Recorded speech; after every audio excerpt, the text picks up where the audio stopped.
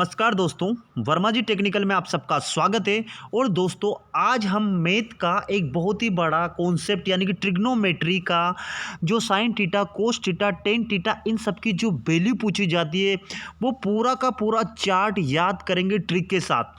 आज के बाद आप इस वीडियो में यानी कि ये जो वैल्यू होती है ना, आप भूल कर दिखा दो, मैं मान जाऊंगा। और दोस्तों अभी एनटीपीसी का जो एग्ज़ाम चल रहा है उसमें ट्रिग्नोमेट्री से 2 से 3 क्वेश्चन हर शिफ्ट में पूछे ही जा रहे हैं। ये जो चार्ट है ना दोस्तों, हमें सिर्फ एनटीपीसी के लिए नहीं, आने वाले एग्जाम ग्रुप डी या आप किसी भी स्टेट की या किसी भी एग्जाम की तैयारी कर रहे हैं और उसमें ट्रिग्नोमेट्री पूछी जाती है, तो ये वीडियो आपके लिए बहुत खास होने वाला है। और मैं बोल रहा हूँ ना दोस्तों, आज के बाद आपको ये जो मान दिखाई दे रहे ना, एक भी वैल्यू आप भूल नहीं सकते। तो चलिए ज़्यादा टाइम नहीं लेते हुए हमारा वीडियो स्टार्ट करते हैं।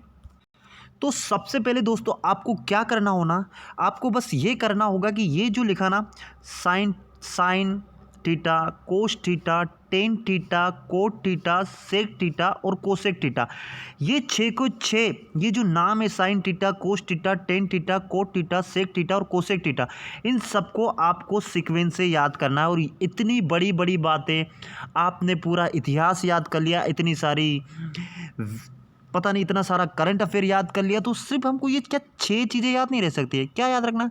साइन, साइन के बाद कोस आता है, कोस के बाद टेन आता है, टेन के बाद कोट आता है, कोट के बाद सेक आता है, सेक के बाद कोसेक आता है।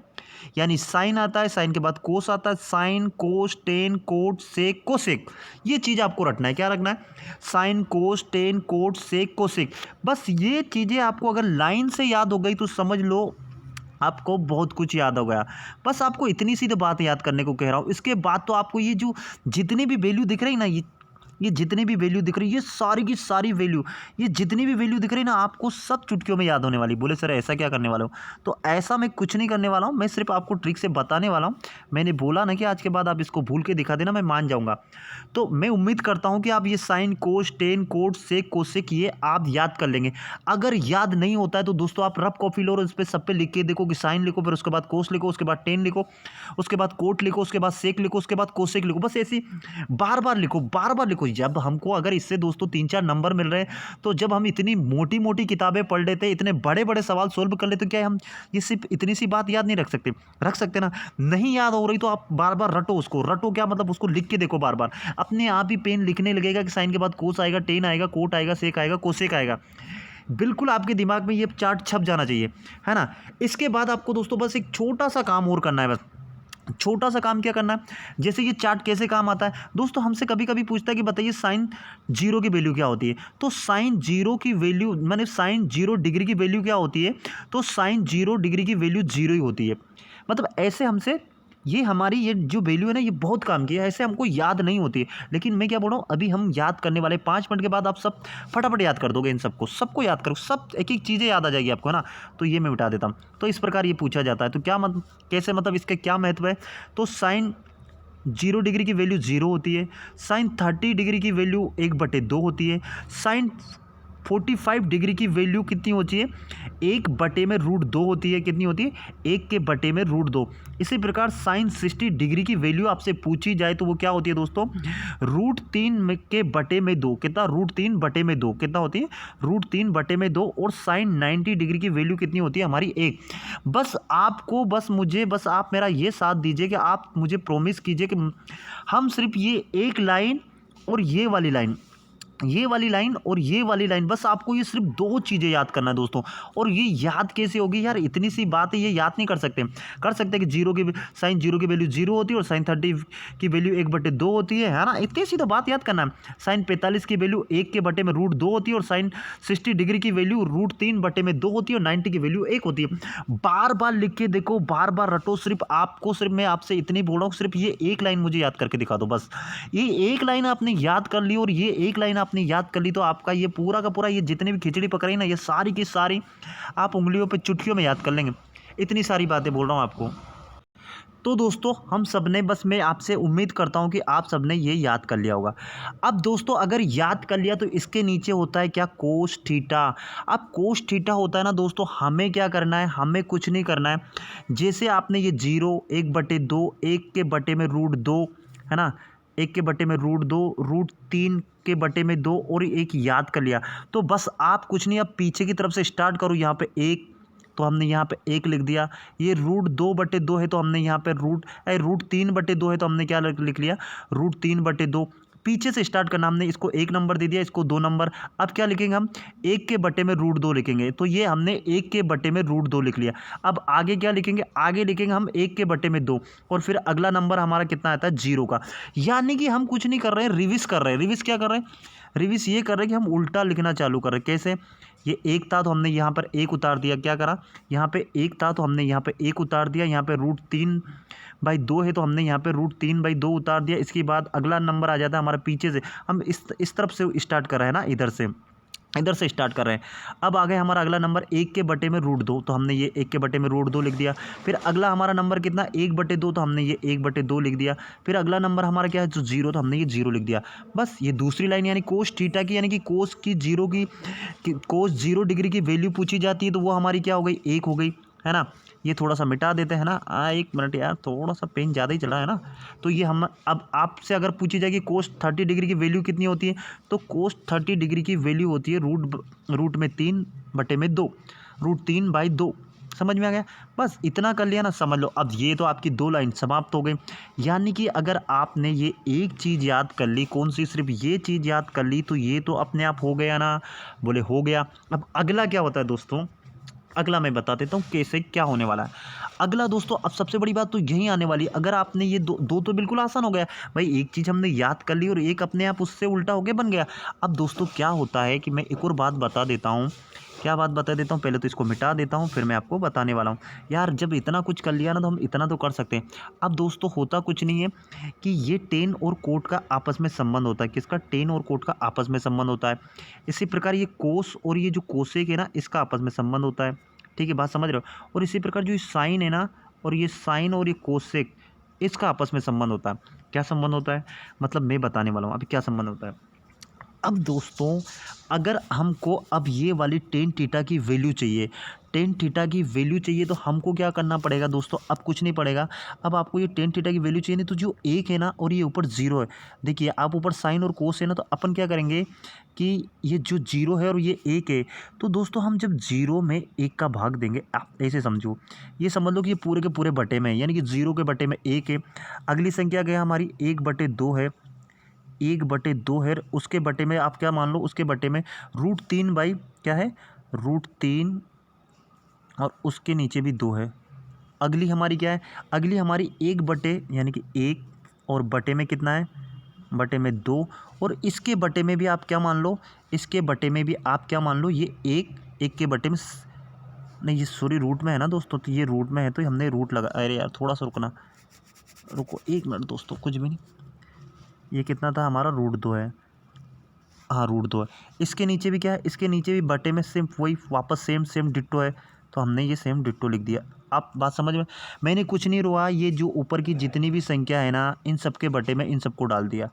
यानी कि क्या करा मैंने, क्या कर रहा हूँ मैं, कि मैंने कुछ भी नहीं करा। ये जो ऊपर की सारी जितनी भी संख्या है ना, ये जितनी भी संख्या आपने याद करी थी, इसके नीचे में ये बटे में ये सारी की सारी संख्या, ये सब इसके बटे में आ गई, ये इसके बटे में आ गई, ये इसके बटे में आ गई, ये इसके बटे में आ गई, ये इसके बटे में आ गई।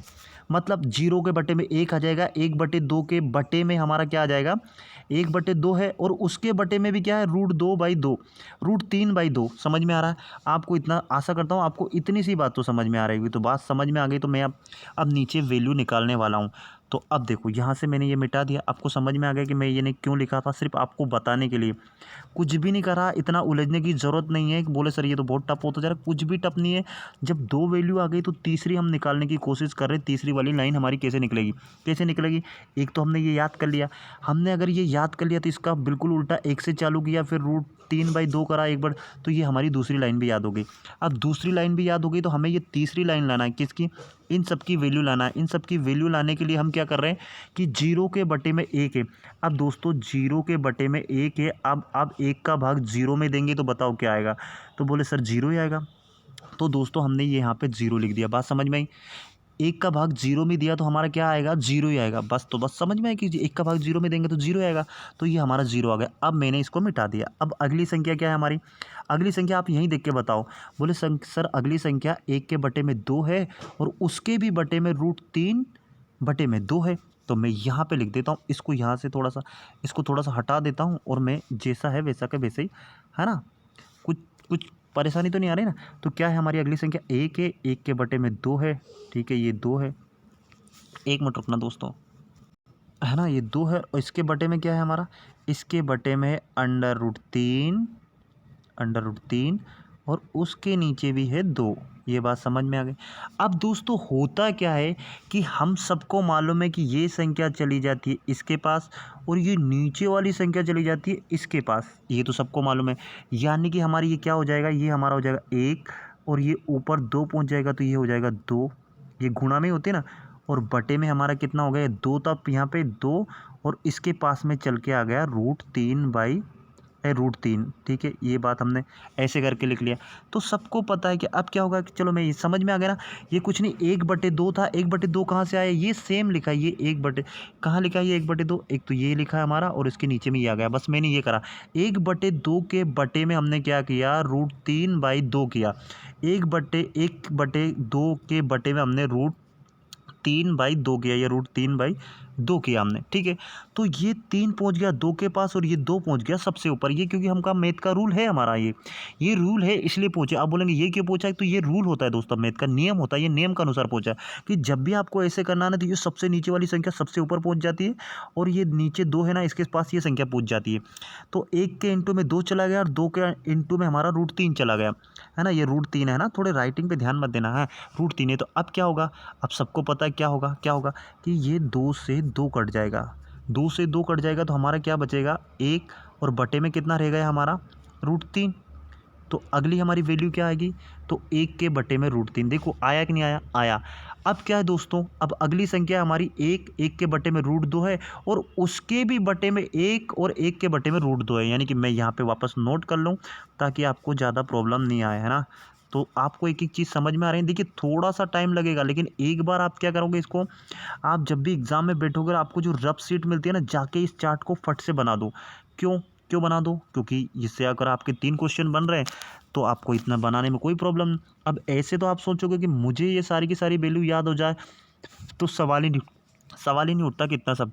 तो अब क्या कर रहा हूँ दोस्तों, मैं क्या कर रहा हूँ कि ये 1 है, ठीक है, 1 लिखा, उसके बटे में √2 है तो हमने ये √2 लिख दिया, है ना। और उसके भी बटे में फिर क्या है, ये वाली चार्ट पे अगर हमने ये वाला कर रहे हैं हम, है ना, ये वाला, तो हम क्या करेंगे, फिर से ये 1 है और इसके भी बटे में ये √2 है। बात समझ में आ गई।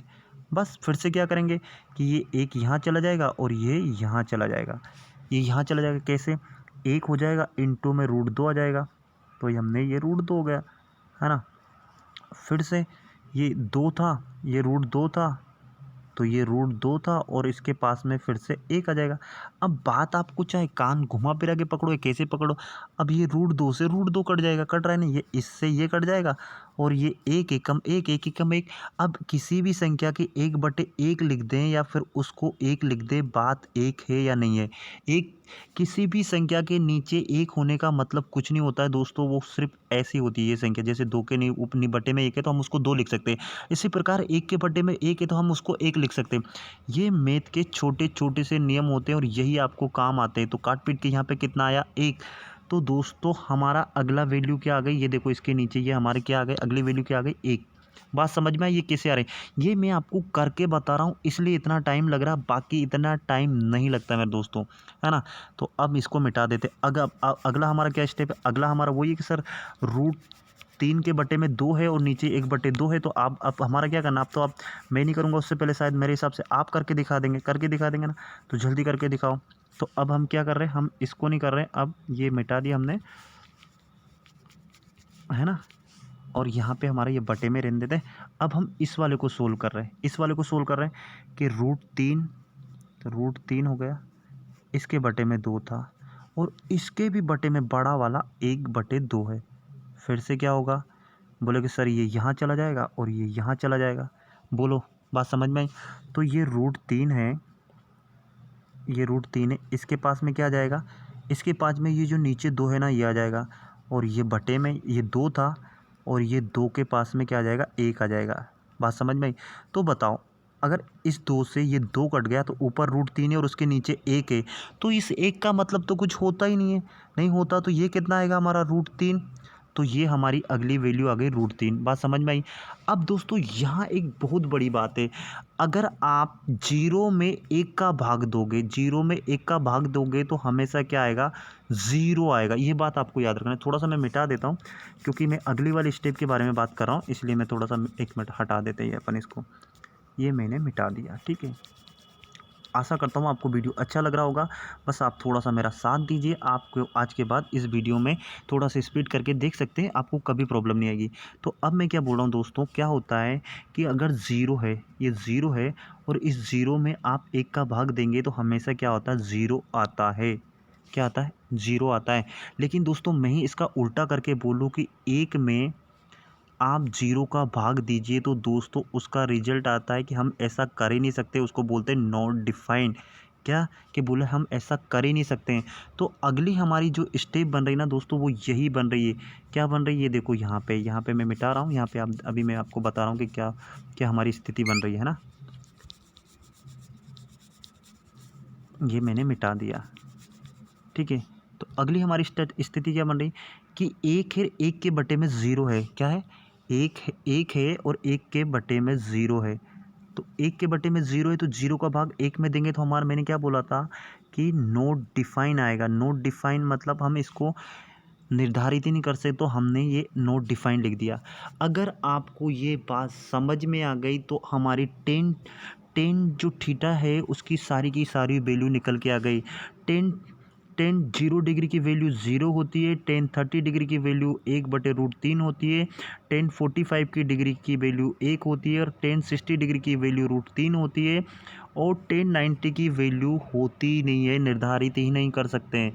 तो ये आपसे कभी नहीं पूछा जाएगा। ओके, तो ये बात आपको समझ में आ गई। अगर ये बात समझ में आ गई तो अब आपको दोस्तों कुछ भी नहीं करना है। बोले सर कुछ भी नहीं करना, आगे अभी ये 2 लाइन और कौन बताएगा? तो मैं बताऊंगा ना, मैं बोल रहा हूँ ना आपको कुछ भी नहीं करना। तो हम यहाँ से मिटा दें, फिर वापस इसका यही नियम है जो अभी हमने 1 में करा ना, वही नियम है। क्या नियम है? 1 में क्या करा कि अब हमने ये कर दिया, अब हमें लाना है कोट थीटा डिग्री यानी 0, 30, 45, 60, 90 इन सब की वैल्यू। तो दोस्तों आप चाहो तो इसको वापस, मैंने पहली वाली लाइन में कि यहाँ इसका उल्टा करके लिखा था, तो यहाँ भी आप चाहो तो उल्टा करके लिख सकते हो। देखो सबसे पहले हम लिखेंगे नॉट डिफाइन, तो हमने ये नॉट डिफाइन लिख दिया। उसके बाद लिखना है हमें √3, तो हमने यहाँ √3 उल्टा चलते आ रहे हैं, हम इस तरफ से चलते आ रहे हैं ना, इधर से बढ़ रहे हैं। इसके बाद 1 आएगा तो हमने भी ये 1 लिख दिया। उसके बाद 1 के बटे में √3 आएगा तो हमने यहाँ पे भी 1/√3 कर दिया। उसके बाद आएगा 0 तो हमने ये 0 कर दिया। तो अब हमारी 1, 2, 3, 4 लाइनें तैयार हो गई। बोलो हो गई कि नहीं हो गई? बोले हो गई। अगला स्टेप क्या है सर? अगला स्टेप फिर से वही, क्या स्टेप है? फिर से हमें वो जो मैंने अभी जो टेन थीटा के लिए किया था, अब हमें वही काम किसके लिए करेंगे? सेक थीटा के लिए कर रहे हैं। लेकिन सेक थीटा का मतलब किससे होता है? इससे होता है। किससे होता है? ये कोस थीटा से होता है। यानी सेक थीटा का और कोस थीटा का आपस में संबंध होता है। तो दोस्तों अब क्या करना है, फिर से ये है ना, ये है, इसके नीचे में हम क्या करेंगे? इस वैल्यू को हम करेंगे। देखो दोस्तों इस 1 है, 1 के बटे में अगर आप 1 कर दोगे, ये 1 है, इसके बटे में आप 1 कर दोगे, जैसे ये 1 है और 1 के बटे में कुछ भी नहीं होता है तो इसका मतलब भी 1 होता है। मान लीजिए कि ये 1 है, इसके बटे में भी 1 है, तो 1 का भाग 1 में देंगे तो क्या आएगा? बोले कि सर 1 ही आएगा। 1 का भाग 1 में देंगे तो हमेशा 1 आएगा ना। बात समझ में आ गई? अब कुछ नहीं दोस्तों, जो कोस है ना, इसको उल्टा करता जाना है। उल्टा कैसे करना है? अब देखो ये जो 2 नीचे लिखा है ना, ये जो 2 नीचे लिखा ना, इस 2 को आप ऊपर कर दो, √3 को आप नीचे कर दो। तो हमने यहाँ पे यही किया, इस 2 को ऊपर कर दिया और जो √3 की वैल्यू थी ना, उसको, जो √3 ऊपर था ना, उसको नीचे कर दिया। बात समझ में आई? देखो ध्यान दो, इस 2 को ऊपर कर दिया यानी कि हम इसको उल्टा करते जाएंगे। जितनी भी संख्या इन सबको उल्टा करते जाएंगे। उल्टा कैसे कर देंगे? देखिए ये 2 ऊपर कर दिया और √3 नीचे कर दिया, तो हमने ये यहाँ पे यही करा। क्या करा कि ये 2 ऊपर कर दिया, √3 नीचे कर दिया। इसी प्रकार ये √2 को हम ऊपर कर देंगे और नीचे, यानी कि √2 को हम ऊपर कर देंगे और नीचे 1 कर देंगे। तो मैंने क्या बोला कि इस 1 को लिखो या ना लिखो कोई फ़र्क नहीं पड़ता है, तो इसकी वैल्यू क्या हो गई? ये √2। अब √2 के नीचे आप 1 लिखो या नहीं लिखो कोई बात नहीं, इसलिए इसको √2 लिखा है। इसलिए बच्चे कन्फ्यूज़ हो जाते हैं कि ये क्या लिखा है। इसी प्रकार देखिए 1/2 है, ये 1/2 है। अगली वैल्यू हमारी क्या है? 1/2 कहाँ पर है? ये 1/2 को हम क्या लिख उल्टा करना है तो आप क्या लिखेंगे इसको? 2/1। अब मैंने फिर से बताया कि नीचे कोई संख्या लिखो या ना लिखो कोई फ़र्क नहीं पड़ता है, तो हमारा आंसर क्या आएगा? 2। तो ये हमारा 2 हो गया। इसके बाद देखिए दोस्तों ये 0 है।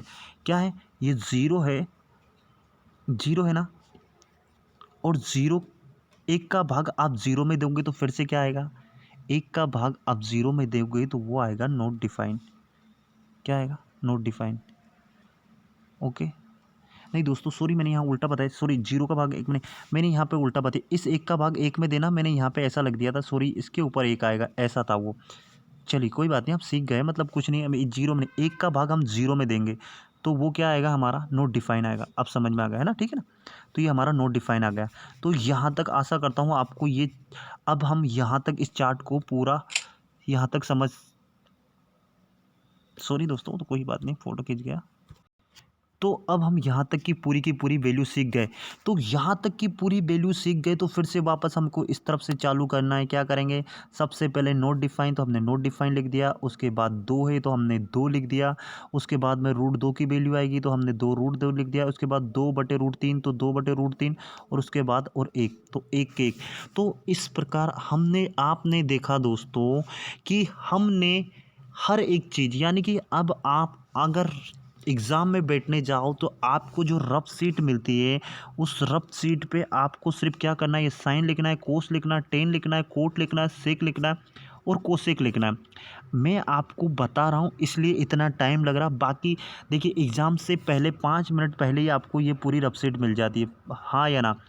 और ये रफ शीट मिल जाती है तो एक जरा से कोने पे हम सिर्फ क्या लिख देंगे? साइन, कोस, टेन, कोट, सेक और कोसेक, और सिर्फ ये एक लाइन लिख लेंगे।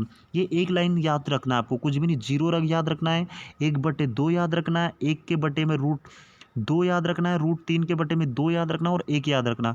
और इतना आप बार बार लिख के देखोगे ना तो आज के बाद आपका ये पूरा का पूरा जो जितनी भी वैल्यू है सारी की सारी हमको याद हो जाएगी।